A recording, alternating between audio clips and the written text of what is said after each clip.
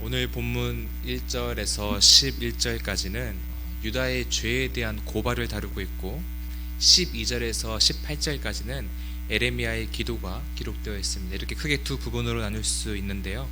먼저 유다의 죄를 고발하고 있는 1절과 2절을 보시겠습니다. 하나님께서는 지금 유다의 죄가 금강석 끝 철필로 그들의 마음판과 그들의 제단 뿔에 새겨졌다고 말씀하십니다. 이것은 그들의 죄가 깊고 확실하기 때문에 지워질 수 없다는 것을 말씀하시는 것입니다. 그것도 금강석, 다이아몬드죠. 모든 금속 중에서 강도가 가장 강한 것으로 죄를 새겼기에 그 무엇으로도 지울 수 없는 처절한 상황이라고 말씀하시는 것입니다. 그런데 더 큰 문제는 2절에 있습니다. 부모 세대들이 그런 끔찍한 죄악을 범했다면 이제 자녀 세대들은 부모 세대와는 좀 다른 모습, 그것을 반면교사 삼아서 좀 구별된 모습을 보여야 될 텐데 2절에 보시면 그 자녀들 역시 우상 숭배를 쫓았습니다. 부모에게 보고 배운 대로 그 죄를 그대로 답습하고 있었던 것입니다. 그러므로 남녀노소를 불문하고 유다의 모든 백성들은 심판을 받을 수밖에 없는 현실입니다. 3절 하반절 기록처럼 그들은 모든 죄상과 보물을 노략질 당하게 될 것이며 4절 기록처럼 이방의 원수에게 잡혀가 원수를 섬기는 끔찍한 일을 겪게 될 것입니다. 5절 이하에서는 이러한 저주를 받을 자들이 구체적으로 어떤 모습을 보이는지 어떤 모습으로 살아가는지를 말하는데 5절을 보시면 이들의 특징이 사람을 믿고 육신으로 힘을 삼고 마음이 하나님께 떠난 그런 특징적인 모습들을 보인다고 합니다. 당시 남유다 백성들이 이렇게 하나님 마음에 하나님 모시기를 싫어했고 하나님보다 사람과 강대국, 특별히 애굽이란 나라를 더 의지했음을 보여주는 것입니다. 6절을 보니 이런 자들은 건조한 땅, 사막에 심겨진 떨기나무와 같다고 말하십니다. 물론 지금 이 말씀은 어떤 사람도 믿지 말라라는 그런 어떤 근본적인 명령은 아닙니다. 인생의 성공과 안전에 도움을 줄 것이라 생각되는 어떤 유력한 사람이나 어떤 집단을 우상화시키지 말라는 권면입니다.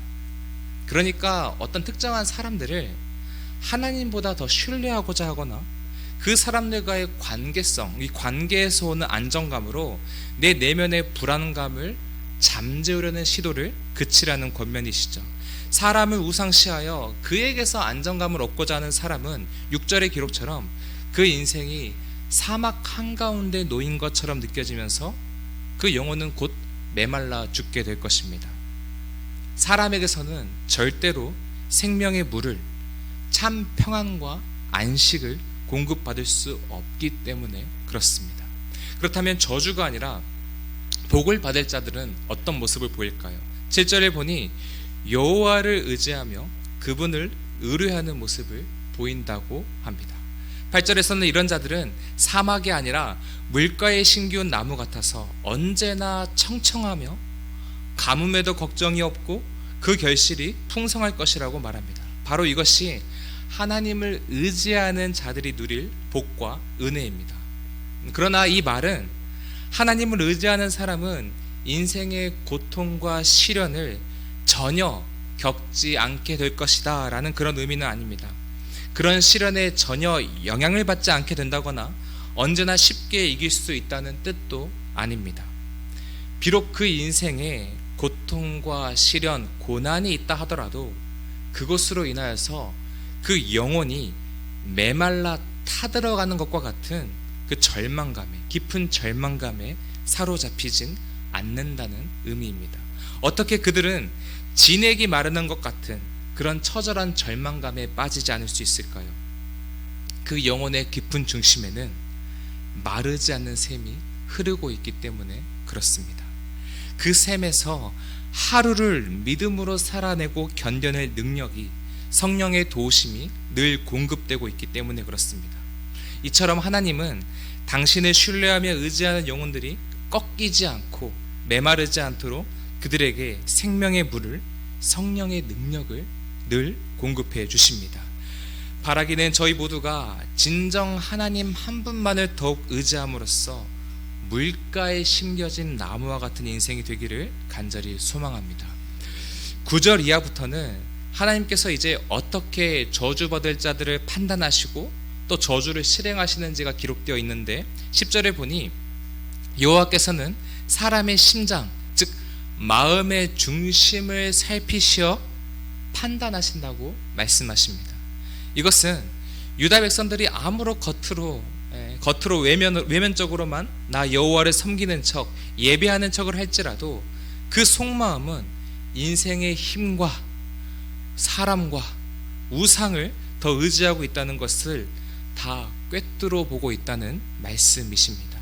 저 백성들이 아무리 겉으로 나를 가까이 하는 척해도 그 가증스러운 위선에 대한 공의로운 심판과 저주를 반드시 실행할 것이라고 말씀하시는 것이죠.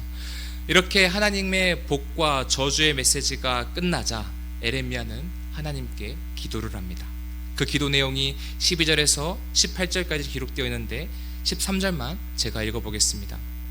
이스라엘의 소망이신 여호와여, 무릇 주를 버리는 자는 다 수치를 당할 것이라. 무릇 여호와를 떠나는 자는 흙의 기록이 되오리니 이는 생수의 근원이신 여호와를 버림이니이다.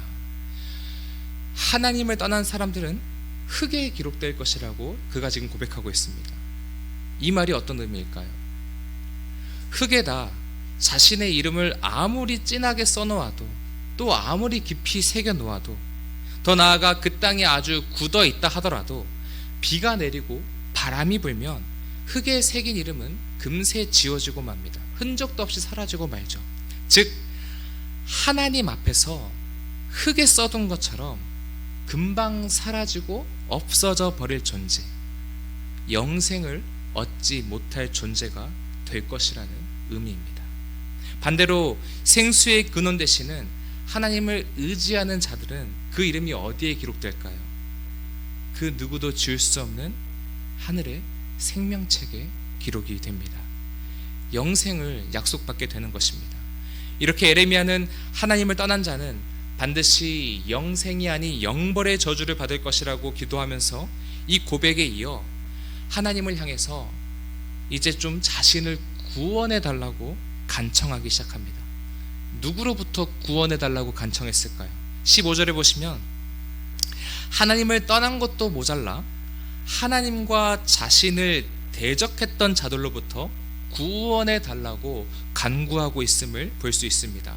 15절 말씀을 세번역 성경이 좀 더 적나라하게 번역해 놓았는데요, 그 당시 대적자들이 에레미야에게 어떻게 대적했는지 제가 한번 읽어보겠습니다. 하나님께서는 말씀으로만 위협하시지 별것도 아니지 않느냐, 어디 위협한 대로 되게 해보시지 라고 합니다. 그러니까 이들은 심판을 전하는 에레미야를 조롱하며 대적했을 뿐만 아니라 어디까지 갔냐면 넘지 말아야 할 선을 넘었는데 하나님의 말씀까지도 조롱했습니다. 자신이 조롱받는 것도 어려웠지만 에레미야를 더 고통스럽게 하는 것은 하나님의 귀한 말씀이 조롱받는 것이었습니다. 그렇기에 그는 18절에서 이런 기도를 드릴 수밖에 없는 것입니다.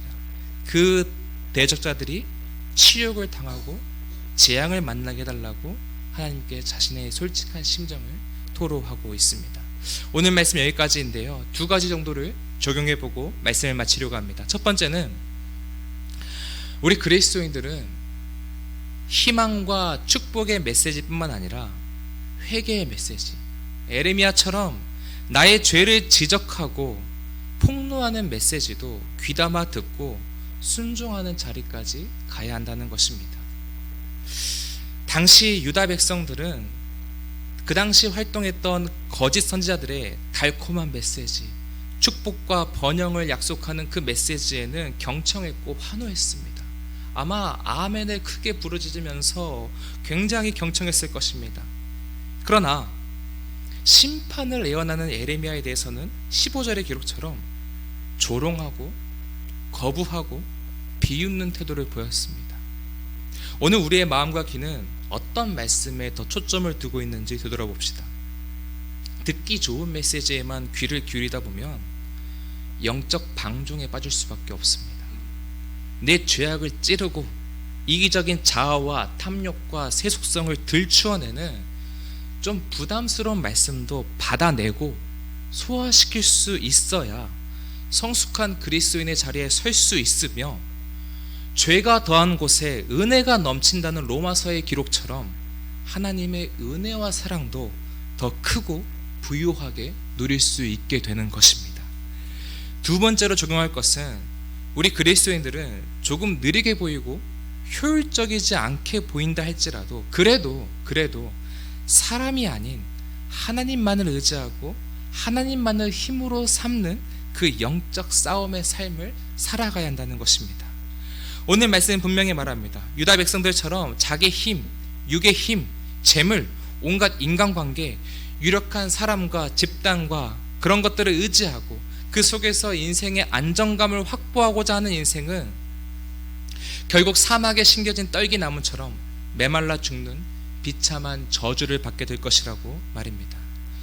반대로 시간이 좀 걸리게 보일지라도, 더뎌 보일지라도 하나님만을 의지하며 하나님께서 주시는 그 능력을 소망하며 살아가는 인생은 물가에 심겨진 나무처럼 언제나 잎과 열매가 풍성한 은혜를 누리게 될 것이라고 말씀하고 계십니다. 혹시 우리 안에 어떤 사람을 내 인생과 성공에 있어 좀 유력한 존재로 생각했거나 우상시하고 있는 모습이 있었다면 그 모습을 내려놓고 회개할 수 있었으면 좋겠습니다. 우리가 겸허히 회개하고 다시 주님만을 굳게 의지할 때 주님은 우리 심령에 마르지 않는 샘을 두시고 그 물을 열어주실 것입니다. 우리의 믿음이 꺾이지 않고 우리의 영혼이 메마르지 않도록 생명의 물을 매 순간 가득히 부어주시고 공급해 주실 것입니다. 기도하겠습니다. 하나님, 은혜와 사랑을 감사합니다. 저희 평생에 사람, 육신으로 힘을 얻고 사는 것이 아니라 오직 하나님 한 분만을 의지하며 살게 하시고, 그리하여 물가에 심겨진 나무처럼 하나님이 보기 원하시는 풍성한 결실을 맺는 복된 인생 되게 하여 주시옵소서. 이 모든 말씀 예수 그리스도의 이름으로 기도합니다. 아멘.